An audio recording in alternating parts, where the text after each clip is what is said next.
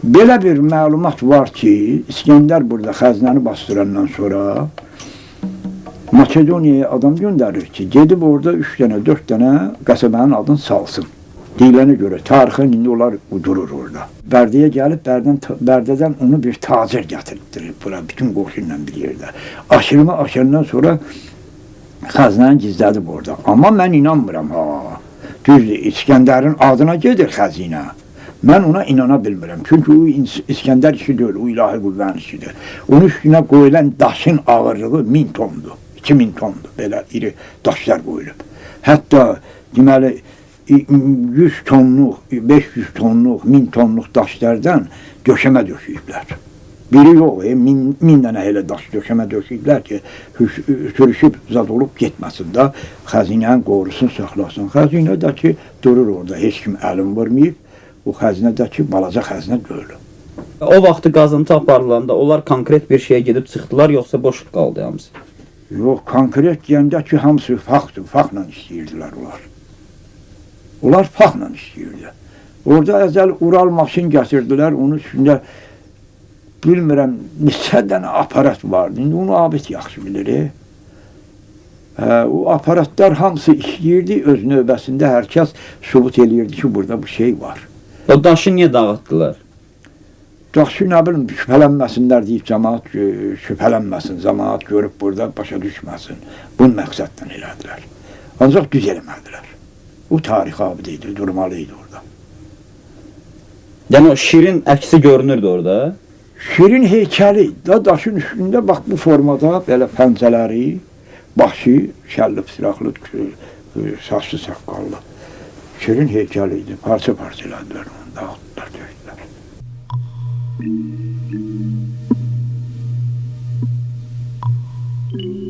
Əsas kulminasiya nöqtəsi. Hadisələrin dramatikliyi bununla bitmir. Bəlkə də başlayır. Göylə yerlərləşən Sabir kişi nəzəri biliklərini yer, torpaq, daş, qaya, dağ, su, meşə adlı məkanda sınamaq qərarına gəlir. Beləliklə, batini dünyadan zahiri dünyaya isə Sabir kişinin dostu, bələdçimiz olacaq. Bunda müəyyən sirlər var. İndi sizə söhbət eləməyib. Bunda elmə məlum olmayan sirlər çoxdur. İndi bilmirəm, indi bir cür çıxmasın. Devlət o işlə maraqlanıb, o işi təcrübədən keçirə bilər. İnsanlar üçün, gələcək üçün o işin əhəmiyyətini nə dərəcədə olmayan alimlər sübut edə bilər. Bunda var müəyyən sirlər. Var. Elmə hələ məlum deyil. Bəlkə də onun o faydalı qazıntılar olan yeri bilməyə də onunla əlaqədardır. İnsanlarda siz özünüz çox yer gəzmişsiniz. Fitri istedad olan adamlar olur. Qeyri-adi istedad. Misal üçün, aparat tapmayan şeyi o tapır. Dostlar, İskəndərin xəzinəsini tapmaq istəyi ilə uzun gecələrin söhbətlərindən nəhayət ki, əməli işə keçirlər. Birinci həmlə. Mən ona inandım ki, bu deyirdi ki, o quyu qazılmamışdı. 5 metrdəsə, 3 metrdəsə belə formalı daşlar çıxacaq. Həqiqətən qazılan sonra da görürdük ki, əmən şey çıxdı. Biraz inam yaranırdı bizdə ki, bu yerin altın nə bilir ki, nətər quruluşda daşlar var. Demək, təxminən 5-6 nəfər yaxşı işləyə bilən adamlar. Biz bunu cəmaatdan xəlvət eləmişik. Gecələr qazmışıq, həmən quyunun ağzını bərkitmişik, üstündə maskirovka eləmişik, heç kim bilməyib. Mən həmən adamları aparıb o quyunu qazılan yerə yaxın düşürtmüşəm, axşamlar belə qış idi, onda da lap sərt qış idi. Axşam saat, qaranlıq qarışan sonra aparıb düşürtmüşəm, səhər saat 5-də də gedib gətirmişəm. Onlar öz maşınlarla gəlib gediblər. Bu minvalla 12 metrə 80 santı dərinliyində o quyunu qazdıq tikinə. Sonra bu işə burada Qaradokdan bir nəfər mayor da qoşuldu. O mayorun da bir dostu var idi, yerli adam, o cəlb elədi onu. Oradan cürbəcür akkumulyator, fənərlər, nə bilim nələr gətirdi. İşə biraz köməkli olmaqdan ötürü. Sonra Bu oturdu fikirləşdik ki, indi belə tikinə getmişik, onun maili getmək lazımdır ki, həmən xəzinəyə kimi. Bu mayor dedi ki, Donetsk'dən Donetsk'dən, hə. Donetsk'də mənim tanışlarım var, onlar şaxtada işləyirlər. Mən onları görək razı olsa gətirin bura, onlar yer altında şaxtada işləyən adamlardır. Onlar yerin qazmayın, təhlükəsiz tədbirlərin zaten onlar yaxşı bilirlər. Ümumiyyətlə, həmən Donetsk'dən 2 nəfər şaxtaçı mayor gətirdi. Sonra yerin altında o şipallar zat düzdü qoşdu, metrodakı nə deyirlər buna?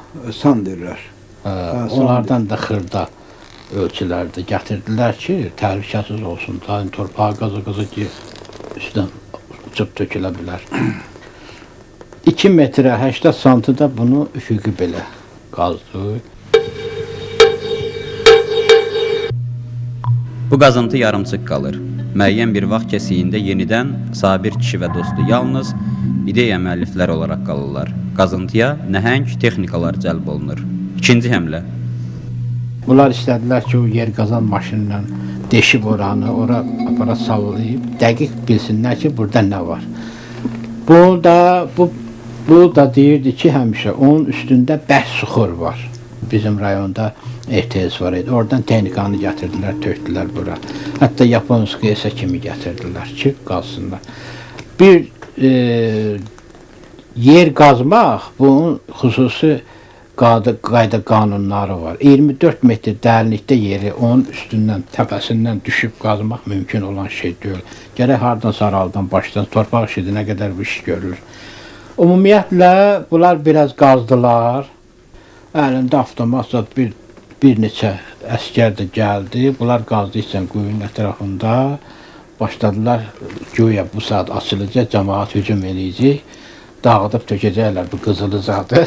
Əlində avtomat dururlar. Hətta bunu da məni də heç o ətrafa qoymadılar da. Əskərin nəyinə lazımdır? Olmaz.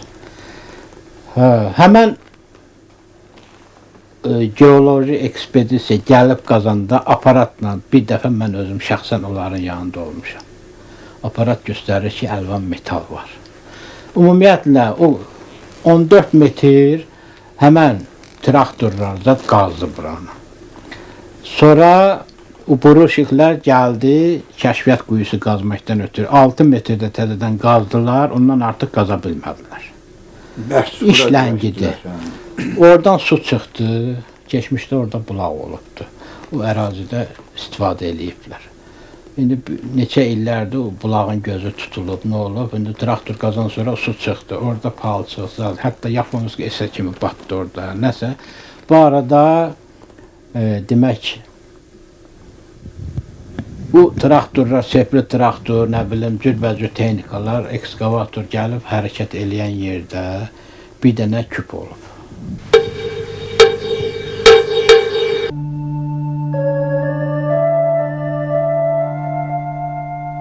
Üçüncü cəhət hələ ki gerçəkləşməyib. Sabir kişinin xəyali arzuları öz tarixi həllini tapacaqmı? Tarixən xəzinələr gəlir, mühafizə, çıxar sistemi ilə tənzimlənərdi. Gəlirin əsas hissəsi mühafizə olunardı, qorunardı. Harada, necə? Tarixin əbədi suallarından biri olaraq qalır bu sual. Çıxar isə tarix keçdikcə dəyərsiz metal parçasına çevrilərdi. Bakteriya şəhərinin qızılları isə Saryanidinin bu tapıntısından sonra 1978-ci ildə Sovet qoşunları Əfqanistana daxil oldu. Bu tapıntı haqqında bütün dünya xəbər tutdu və bəlkə də Əfqanistanın başına gələn bu faciələrin ən böyük səbəbkarlarından biri də bu xəzinə oldu. Bu xəzinə əllərdən ələ keçdi. 1995-ci ildə Molla Ömərin, Bin Ladenin, bir çoxlarının gizlin fəaliyyəti nəticəsində bu xəzinə yenidən itdi. Bugün bu xəzinə hardadır, bir kimsə bilmir.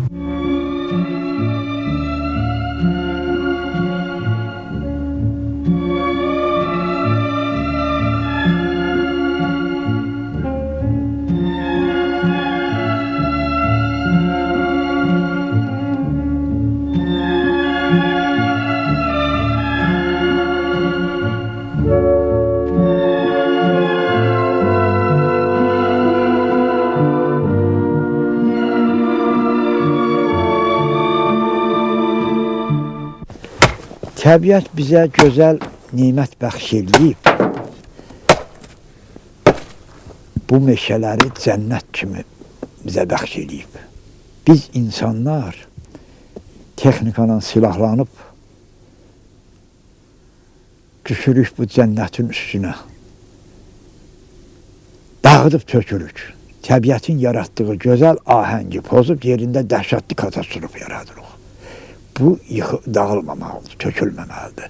Bu meşələrə qadağan eləmək lazımdır, ağac kəsməsinlər, qırıb tökməsinlər. Bunun gələcək baxıb bizə nə ad verə bilər? Bax, biri mən özüm. Burada odunum yoxdur. O almanın qənadını kəsdim, burada doğratdım. Bu düzgün iş yolu. Nə olar? Daş kömürmü, nə yanacaqla təmin eləsinlər buranı. Bu meşə qırılmasın, hayıbdır.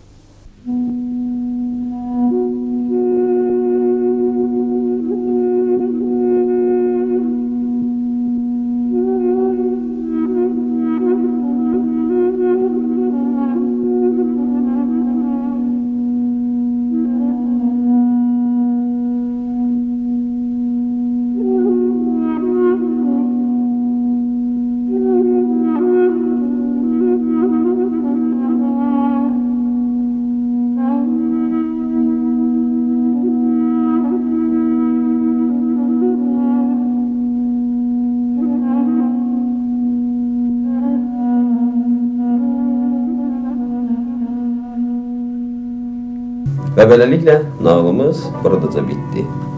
Makedoniyalı İskəndər bir tarix yaşadı. Bu tarix əfsanəyə çevrildi.